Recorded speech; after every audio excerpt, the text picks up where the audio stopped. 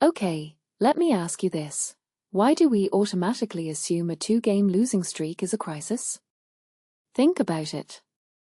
The Indiana Fever are playing the Chicago Sky this Saturday. Sure, they're coming off back-to-back losses, but does that actually mean anything in June of a rebuilding season? Personally, I think we're seeing sports media's obsession with narrative over reality. The real story here isn't about a losing streak, it's about Caitlin Clark and how her very presence is warping the entire WNBA landscape. Let me unpack this. First, the basics. The game's at 3:30 p.m. on WRTV-ABC. Boring.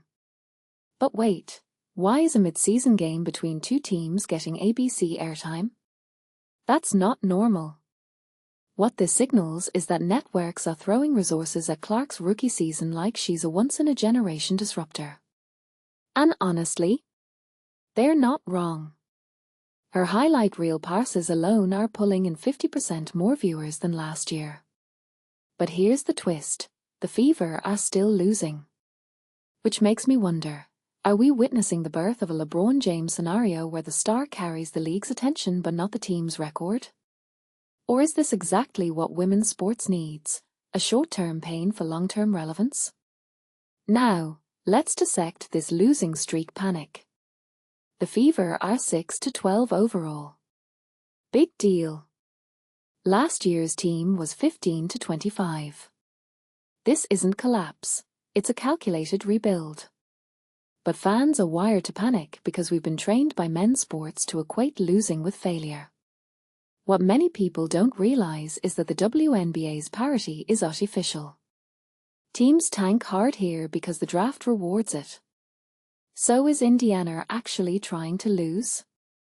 Or are we seeing calculated moves for 2025 draft picks? A detail I find fascinating, Clark's assist numbers are top 3 in the league, but her turnover rate is also spiking. Is this a rookie growing pain? Or is the league finally adjusting to her playmaking style? And what about the Chicago Sky? They're 10-9, mediocre, but playing the Fever means they're guaranteed a ratings bump.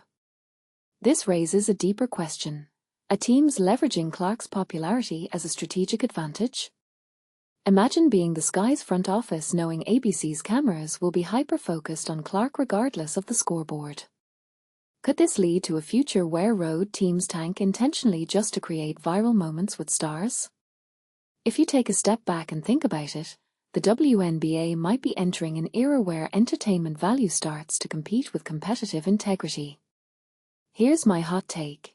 This Saturday's game matters not because of standings, but because it's a test of how much the WNBA wants to become appointment TV.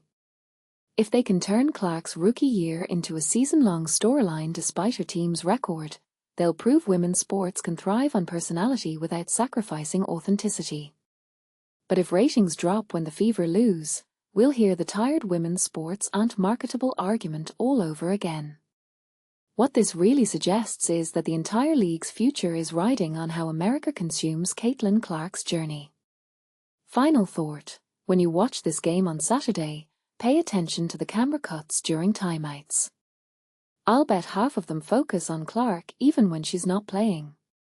That's the real battle here, not points on a scoreboard, but eyeballs in the attention economy. What do you think?